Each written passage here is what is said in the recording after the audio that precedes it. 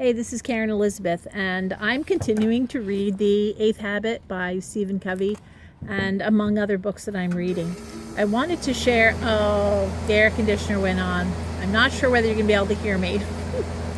Okay, I'll record this, and then if you can't hear me, I will re-record it. But I just wanted to share, I'm reading, have you ever met someone who is just not spiritually connected?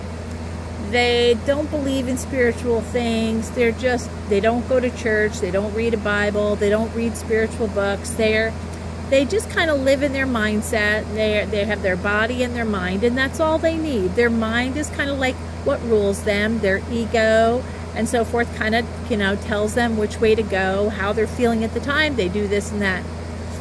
But according to Stephen Covey, which is more, statistical, rather than just, hey, my opinion or your opinion, right? He's talking about the 4 types of intelligences, and one of them being spiritual intelligence. You know that we have IQ, mental intelligence, our body, it has physical intelligence, and we have our emotional intelligence, right? And then you have your spiritual intelligence. So what I wanted to share today is just this little bit about spiritual intelligence. I posted it to Facebook, but I found this is quite interesting because it says that the 4th intelligence is spiritual intelligence. They call it SQ. Like EQ, SQ is becoming more mainstream in scientific inquiry and philosophical and psychological discussion. Spiritual intelligence is the central and most fundamental of all the intelligences because it becomes the source of guidance of the other 3. Spiritual intelligence represents our drive for meaning and connection with the infinite. Now that's pretty astounding. Richard Wallman, author of Thinking with Your Soul, writes of spiritual in this way. By spiritual, I mean the ancient and abiding human quest for connectedness with something larger and more trustworthy than our egos, with our own souls, with one another, and with the worlds of history and nature, with the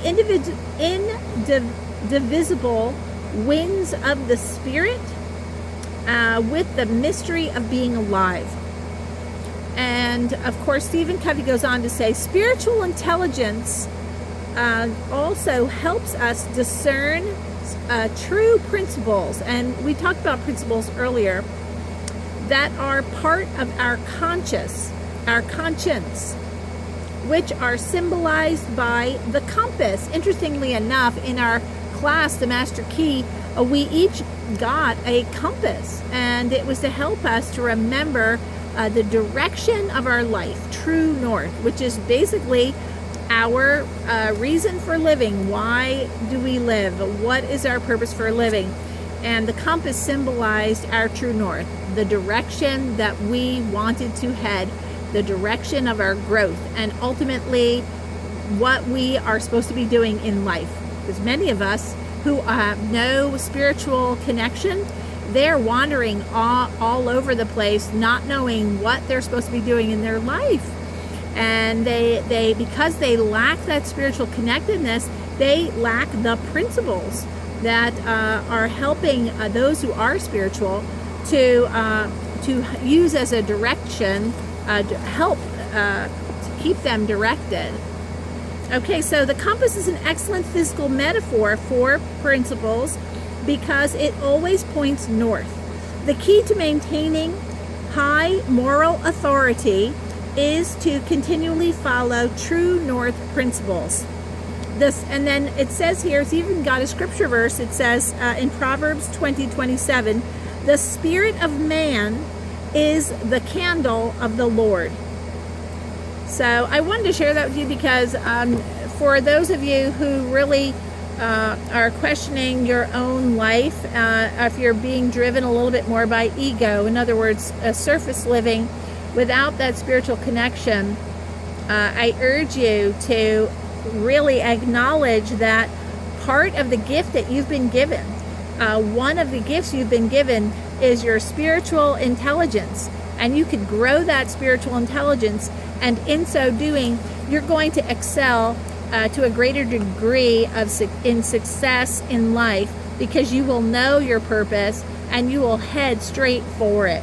Whereas those who are being led more by their ego kind of do what they want over here and then over here, and they really don't have clear direction. So I encourage you to exercise and to find out more about how to get spiritually connected. This is Karen Elizabeth. I hope you're having a great day. It's a beautiful Sunday down here in New Jersey, and I look forward to coming to you again. Have a great day.